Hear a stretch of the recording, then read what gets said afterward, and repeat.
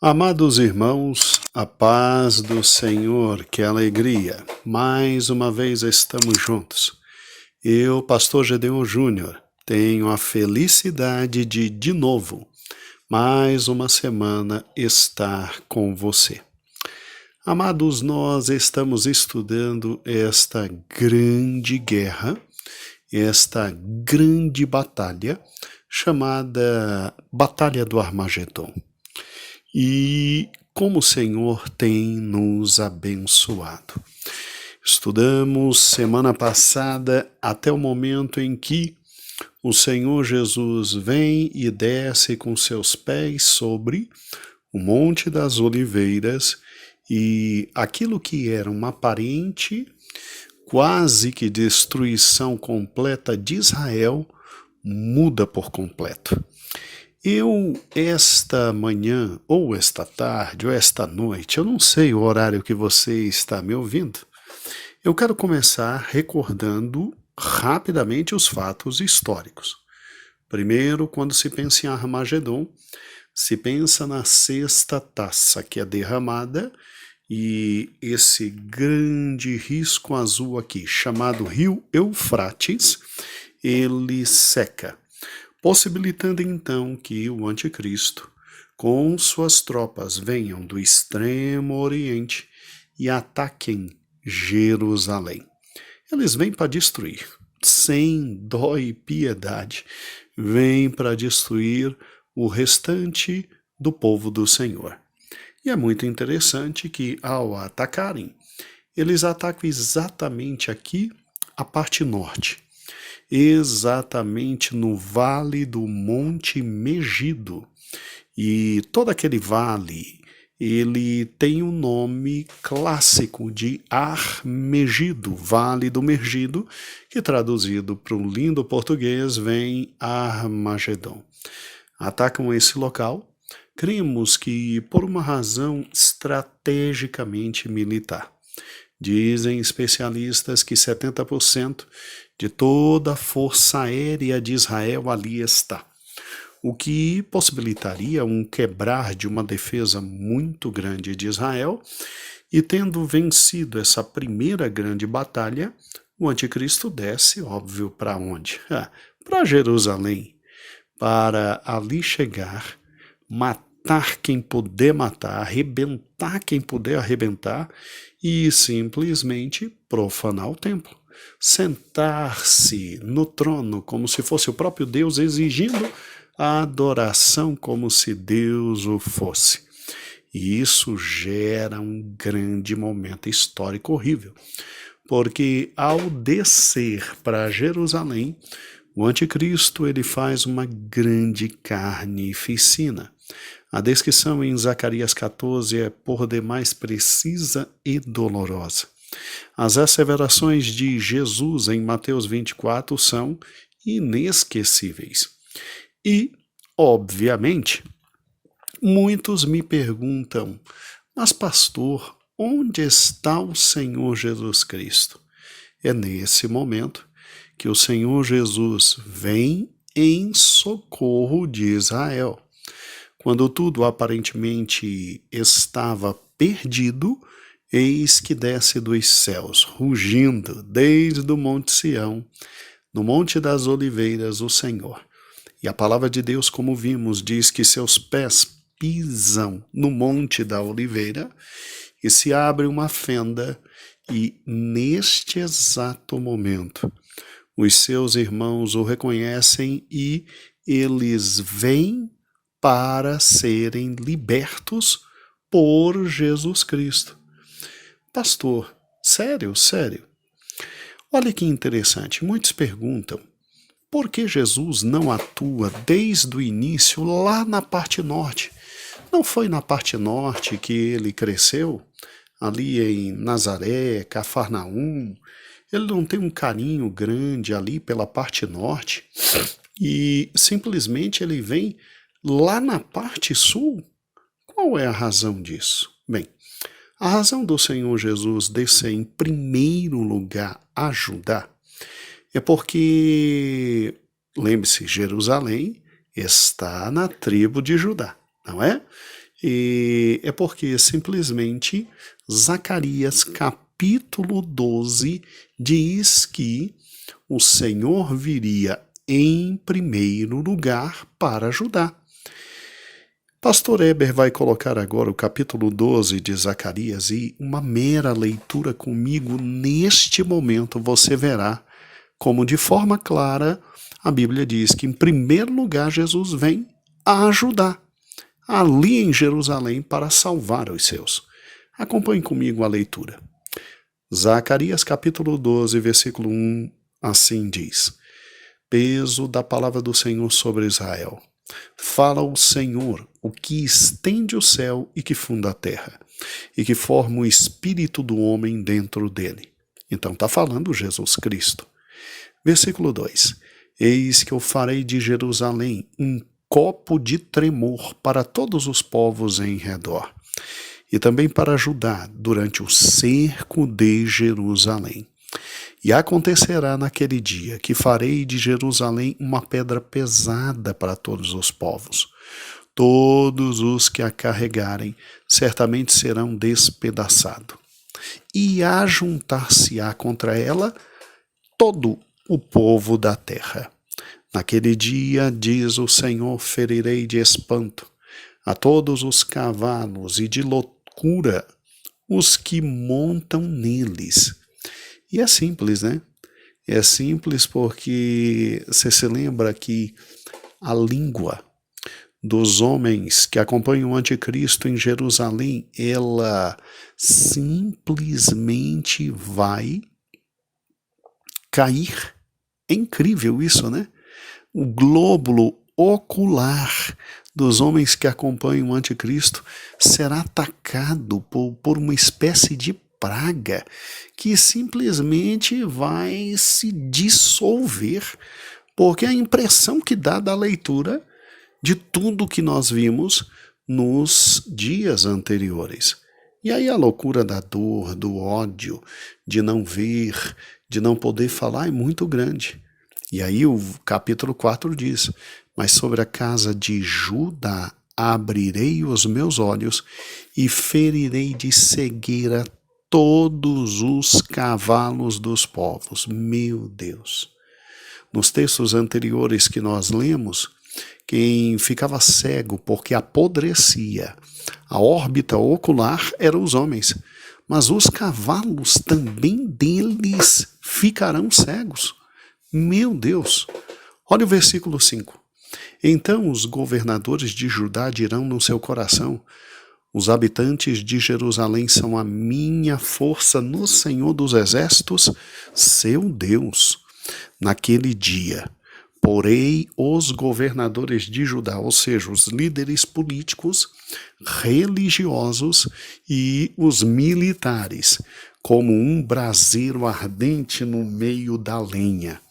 Então, mesmo sofrendo parte de derrota ao anticristo, os judeus não se entregarão facilmente nessa luta em Jerusalém. E como um facho de fogo entre as gavelas, e à direita e à esquerda consumirão todos os povos em redor, e Jerusalém será habitada, outra vez no seu lugar, em Jerusalém. Agora olhe o versículo 7, e a explicação por que quando o anticristo ataca o norte, no vale do Megido, no Armagedon, o Senhor não toma providências naquele momento, mas só no final da batalha. O Senhor, ele então só toma providências quando o anticristo desce, como está aqui na imagem. Olha que interessante, versículo 7. E o Senhor salvará primeiramente as tendas de Judá.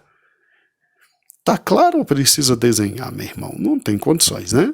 E o Senhor salvará primeiramente as tendas de Judá, para que a glória da casa de Davi e a glória dos habitantes de Jerusalém não seja exaltada sobre Judá. Naquele dia, o Senhor protegerá os habitantes de Jerusalém, óbvio. Vai abrir, vai se fender um monte, né? O mais fraco dentre eles, naquele dia, será como Davi. Olha que força ainda vai se dar aos habitantes. E a casa de Davi será como a de Deus, e como o anjo do Senhor diante deles. Então, vai ser uma luta fantástica. Quando o Senhor descer, além de proteger, vai dar a eles uma força extraordinária que eles virão e terminarão com a carnificina. Com a carnificina. Agora, o que é interessante.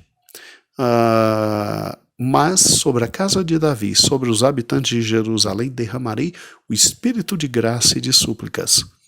Olha que lindo agora o versículo 10. E olharão para mim. Ou seja, eles vão clamar, eles vão suplicar pela misericórdia de Cristo. Por isso Cristo desce. E quando Cristo descer, ó que lindo, olharão para mim, a quem transpassaram.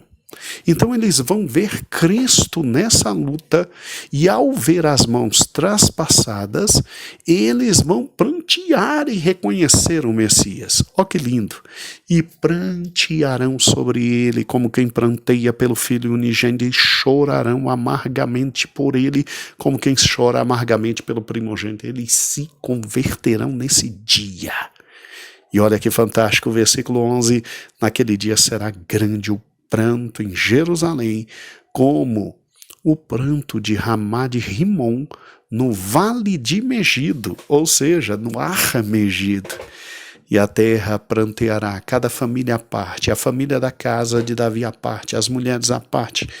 Ou seja, haverá uma conversão generalizada, e a família da casa de Natã à parte, e suas mulheres à parte, e a casa de Levi à parte, e as mulheres à parte, e Simeão à parte, e as mulheres à parte, todas as famílias remanescentes da casa à parte, e as mulheres à parte.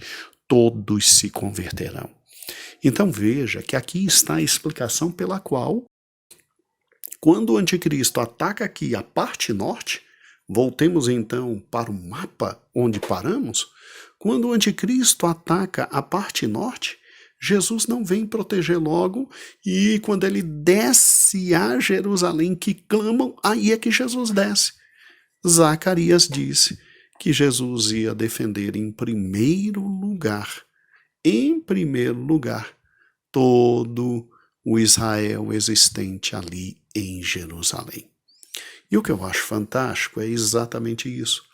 Então aqui começa a mudar absolutamente tudo.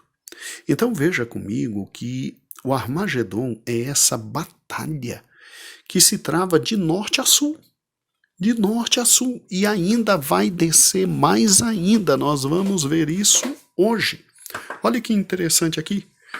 Veja que você tem tanto a parte norte quanto a parte sul envolvida. Aqui está, ó. Começa aqui no Armagedon, e desce aqui, depois que o anticristo tem a primeira vitória, e desce aqui. Então, se você parar e pensar, sob o lado de dois montes tem a maior carnificina de todos os tempos. Do lado do Megido, começa o anticristo vencendo, e aí ele desce para o Monte das Oliveiras, eles clamam, e aí Jesus vem, ocorre tudo que nós já vimos, e hoje informações absolutamente novas.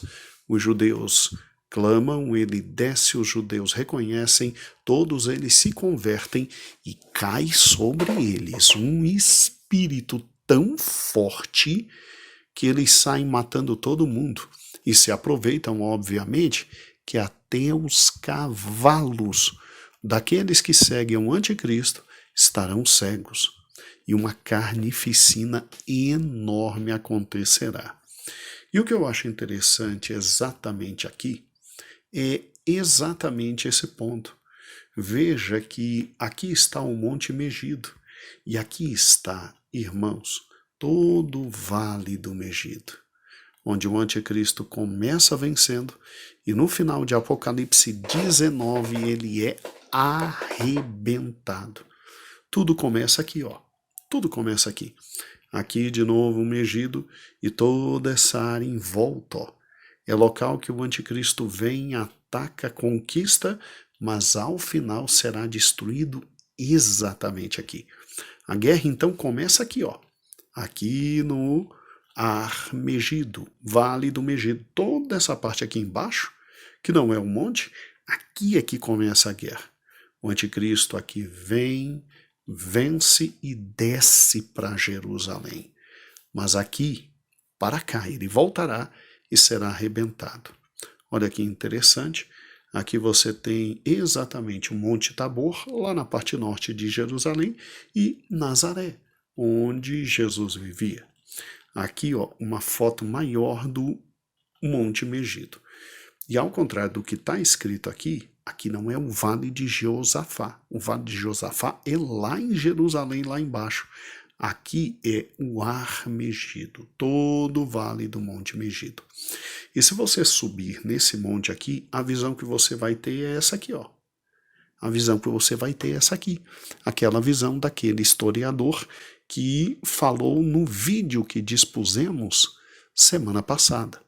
Olha que interessante. Aqui começa tudo. Mas aqui não é o final. Aqui não é a última base. O anticristo desce para Jerusalém, e em Jerusalém ele vai atacar o que? O monte do templo. Ele vai entrar no templo, profanar o templo, arrebentar tudo, sentar-se lá querendo a adoração como se fosse Deus. E aí o que ocorre? Os judeus clamam, porque até Jesus chegar a coisa é horrível, conforme Zacarias 14, a coisa é horrível. Mas ao clamarem, ao descer sobre eles um espírito de clamor e de desespero, gritarem pelo Messias, o Messias aparece e coloca o pé aqui, ó, no Monte das Oliveiras. O monte se abre e proteção começa a surgir para os judeus e uma grande carnificina. Cristo já faz aqui, nesse local escuro, que é o Vale de Josafá, o Vale das Decisões. Acho interessante que a visão que se tem é muito bonita hoje desse vale. Olhando agora no sentido inverso da última figura, aqui está, ó, o Monte das Oliveiras, ali o Monte do Templo, e essa parte aqui embaixo, ó, lindíssima, o Vale de Josafá. Aqui, ó, outra foto do Vale de Josafá. Isso ficará, irmãos, cheio de mortos e de sangue, porque Jesus vai pisar aqui, ó, no Monte das Oliveiras, e os judeus virão ser salvos por ele, e o anticristo, olha, que estava aqui até esse momento, manda exércitos para cá, e simplesmente os olhos dos homens desses exércitos simplesmente apodrecem, a língua apodrecem. Eles entram em desespero e eles começam a matar uns aos outros. E, conforme o texto de hoje, cai sobre os homens de Jerusalém, de Judá, porque em primeiro lugar Cristo vem para salvar Judá, cai um espírito de fortaleza tão grande, tão grande, tão grande, que cada um parecerá Davi. Segundo o texto, cada um vai ser como Davi. E vão matar, arrebentar.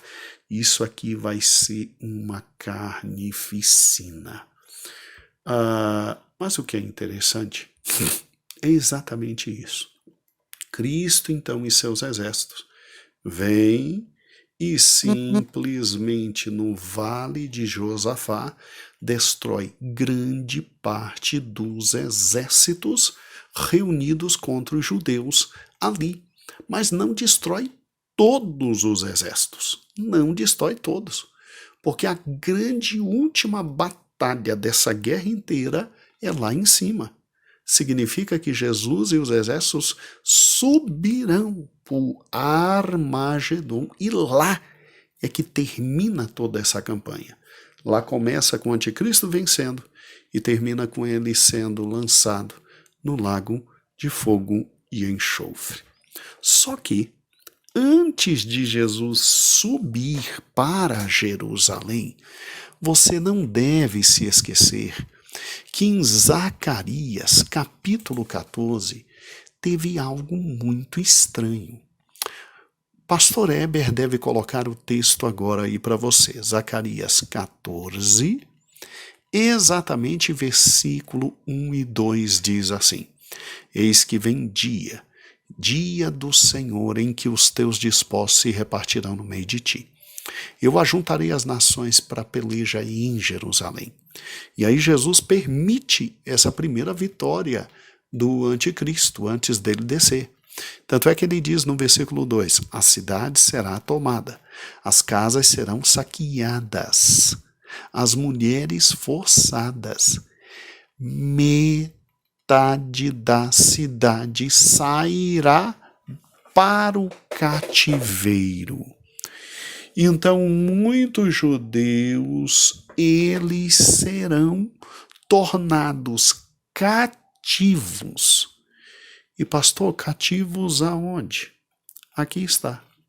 Por isso que eu te disse que Jesus, depois que vence em Jerusalém, ele desce ainda mais. Porque ele vai para Edom. E ele vai para Edom para destruir os habitantes de Edom e para simplesmente resgatar quem saiu de cativeiro ou quem se escondeu em Bosra. Uai, pastor, Bosra? Mas aqui está dizendo Petra. Calma, eu vou te ensinar o que está acontecendo. Vem comigo, porque essa é uma das partes mais interessantes da luta do Armagedon. Muito bem, acompanhe comigo esse texto sagrado fundamental, tá certo? Leia com calma, para que você entenda. Quem é este que vem de Edom, diz Bosra, com vestes tintas? Que pergunta estranha, né? Aqui está dizendo que o povo foi levado para o sul, que o povo foi levado cativeiro para o sul. O que esse texto tem a ver com Zacarias 14? Te mostro já já. Quem é esse que vem de Edom, de Bosra, com vestes tintas? Este é o glorioso, em sua vestidura, que marcha com sua grande força, e o que fala em justiça, poderoso para salvar. Por que está vermelha a sua veste, e as tuas roupas como as daquele que pisa no lagar? Lagar era o local onde se colocavam uvas para você pisar, e à medida que você ia pisando, se a roupa obviamente estava limpa, parte do suco da uva batia e deixava tingida a sua roupa. Eu sozinho pisei no lagar, e dos povos ninguém houve comigo. Eu pisei na minha ira e os esmaguei. No furor e no seu sangue salpicou as minhas vestes e manchei toda a minha vestidura. Olha o que o texto está dizendo. O texto diz que o Senhor desce para Edom. E depois que ele desce, ele pisa os povos que ali estão em Edom, em Bosra. Grave essa expressão, Bosra, que é a principal cidade de Edom. E o sangue derramado é tão grande que perguntam para ele: como é que as tuas vestes ficaram tintas? Porque está simplesmente vermelha a tua vestidura, como quem pisou no lagar. E Jesus diz: eu pisei, sim, eu pisei sozinho. Eu não deixei absolutamente ninguém que estava comigo pisar, porque a ira era minha. Eu pisei sozinho no lagar, e dos povos ninguém houve comigo. Eu os pisei na minha ira, e os esmaguei no meu furor. E o meu sangue salpicou as minhas vestes, e manchei toda a minha vestidura. Pisei na minha ira, os esmaguei. Jesus está dizendo que vai descer para Edom, para Bosra, e simplesmente, ao soltar os cativos lá, ele vai pisar nas multidões que estão lá e que estavam brincando com os israelitas após saquearem Jerusalém. E olha que interessante o texto, porque o dia da vingança estava no meu coração. E o ano dos remidos é chegado. E olhei e não havia quem me ajudasse. E admirei-me de não haver quem me sustesse. Por isso o meu braço me trouxe a salvação e o meu furor me susteve. Atropelei os povos na minha ira e os embriaguei no meu furor, e na sua força derrubei por terra. Irmãos, peraí. Jesus, então, sabendo de Zacarias, que Zacarias 14:2 disse que parte da cidade ia descer para o cativeiro, Jesus, que simplesmente está até esse momento com as vestes completamente brancas, ele desce para o local do cativeiro, que é Bosra, em Edom, e lá ele pessoalmente pisa nos inimigos que levaram os judeus cativos. E deixa eu te mostrar isso aqui, e liberta os judeus. Deixa eu te mostrar isso aqui. Aqui está um mapa, e eu espero que você veja de forma muito nítida das 12 tribos de Israel depois que foram estabelecidas. Você está vendo aí embaixo no mapa essa região aqui, ó? Tá vendo? Vou voltar. Tá vendo o que está escrito? Edom. Eber vai botar bem pertinho agora para você. E tá vendo que as cidades aqui, uma delas se chama Bosra? Então Jesus não está brincando, quando no texto que acabamos de ler, em Isaías 63, versículo 1 a 6, diz que ele desce a Bosra. E ele já está voltando de Bosra com as vestes cheias de sangue, como quem pisa no lagar. E tem, porque está pisando em uvas, as vestes manchadas. Pastor, peraí. Quer dizer que juntando Zacarias 14 com o texto de Isaías, então é óbvio que Zacarias 14, versículo 2, quando diz que metade da cidade foi levada para o cativeiro, o cativeiro vai ser aqui? Sim, o cativeiro vai ser aqui. O cativeiro é aqui em Bosra. E por isso Jesus vai descer a Edom, vai para essa cidade aqui e vai pisar todos os povos que estão maltratando os judeus aqui nesse tempo da grande tribulação. E é por isso que as suas vestes voltam salpicadas de sangue. Olha que interessante esse texto. Eu quero agora te mostrar por que eu coloquei não a cidade de Bosra, mas uma outra cidade no nosso slide. Deixa eu te mostrar uma coisa aqui, ó.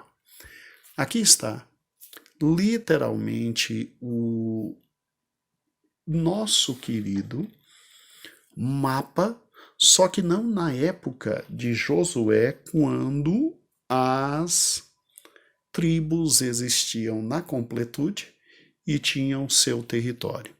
Aqui está a Palestina na época de Jesus. E olha que interessante, olha aonde está Edom. Você pode ver comigo aqui embaixo? Viu que é a mesma posição de lá? Viu o tanto de território que os judeus perderam? Perderam? Qual o nome que está escrito aqui, ó?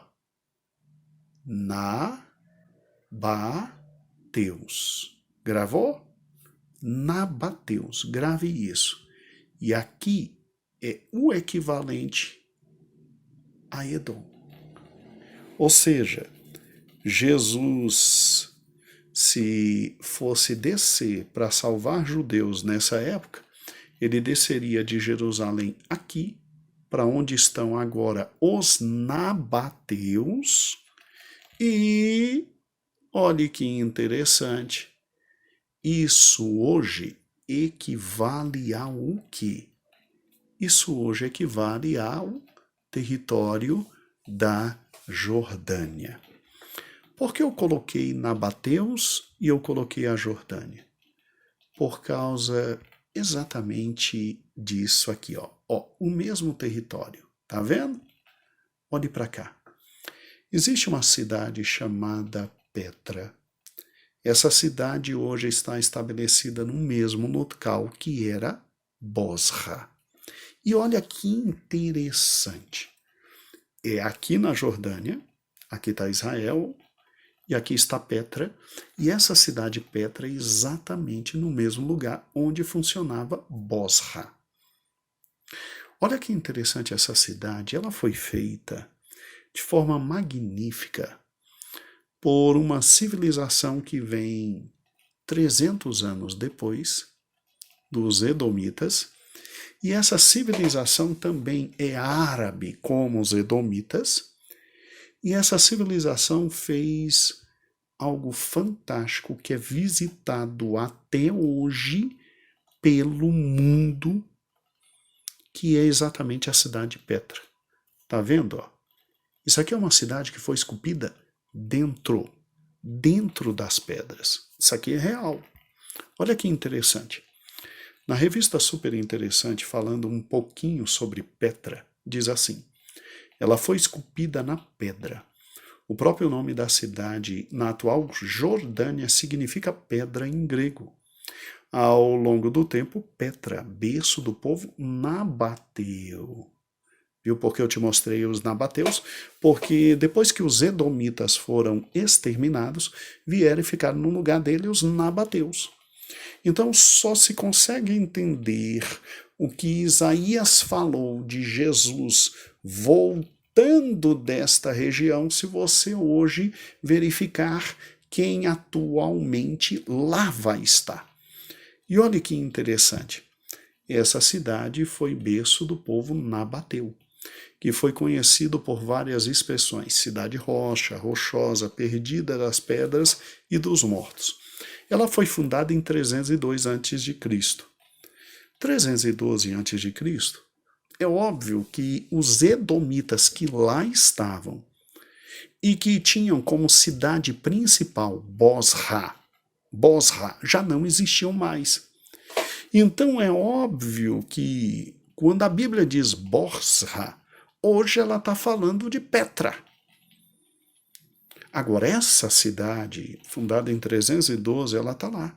É um circuito arqueológico, todo mundo vai lá e visita, mas ela foi muito importante, porque ela era centro de um eixo de rotas comerciais. Caravanas que vinham da China, da Índia, da Grécia, de Roma, do Egito, todas passavam por lá. Todas passavam por lá. E até hoje é uma cidade muito interessante. Nabateus. Olha que interessante.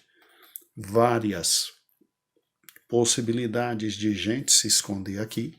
Muitos judeus vão se esconder aqui, mas também muitos judeus serão escravizados aqui na época da grande tribulação. E Jesus vai descer para cá. E Jesus vai simplesmente pisar em quem está pisando no seu povo. Por isso, o terceiro momento do Armagedon é exatamente aqui, nesta localidade, aonde a ira de Cristo é tão grande que uma carnificina muito grande ocorrerá aqui. E aí, quando você pega Isaías, ele está saindo daqui e subindo de novo, porque agora ele está se dirigindo lá no norte de Israel, ao Armegido. Armegido. E ele se dirigindo ao Armegido, ele simplesmente ele está indo para o final da batalha do Armagedon. Então veja que interessante, que batalha fantástica é esta, irmãos. A primeira fase, ali no rio Eufrates, que seca simplesmente para preparar o caminho para os reis do Oriente virem contra Jerusalém. Aí os aliados do Anticristo simplesmente vencem ali em primeiro lugar, no Armegido, descem e atacam Jerusalém, que cai. Cai de forma terrível e pavorosa. Mas os judeus clamam e Jesus desce. Descendo no Monte das Oliveiras, a coisa começa a mudar, porque uma grande vitória do Senhor ocorre ali em Jerusalém e ele salva definitivamente Jerusalém. Mas aí o que o Senhor faz? O Senhor desce mais ainda. Ele desce, ele sai de Jerusalém e ele vai até Edom. Ele vai até Bosra. Até Bosra, né? E depois de vencer ali no vale de Josafá, ele desce a Edom, vai até Bosra, porque a atual Bosra, onde está localizada Petra e toda aquela região com aquelas cidades ali existentes, ele vai ali para salvar o remanescente judeu que tinha sido escravizado. E ali, irmãos, ali ocorre uma carnificina, porque a Bíblia é clara, a Bíblia diz que ele vai pisar nos homens como quem pisa em uvas. E ele volta de Bosra com a sua ira tão completamente, avassaladoramente cumprida, que ele volta com suas vestes salpicadas de sangue. E aí o que acontece? Aí ele sobe e chegamos ao final do Armagedon. Chegou a última grande batalha nesta grande guerra do Armagedon. Amados irmãos, eu me alegro de te ter comigo. E amanhã vamos então vamos subir com Jesus Cristo e vamos sair lá de Edom, lá do sul de Israel, lá depois do território de Israel, e vamos voltar com o Senhor, porque ele volta, atravessa Jerusalém e vai até o Vale do Megido, no Armegido, e ali se tem a vitória final e completa sobre o anticristo e o falso profeta, e o diabo é preso e começa o reino milenar de Cristo. Eu, se fosse você, não perderia amanhã. Se encontra comigo amanhã. E muito obrigado por ter estado comigo hoje. Eu agradeço a Deus por sua misericórdia e sua palavra. Agradeço a minha pastora presidente pelo amor com o que está conduzindo a sua obra e me dando a oportunidade de juntos compartilharmos a palavra de Deus. E louvo a Deus por sua vida. E lembre-se, ninguém pode deter o Senhor Todo-Poderoso. Então, a paz do Senhor. Até amanhã, que o Senhor esteja contigo.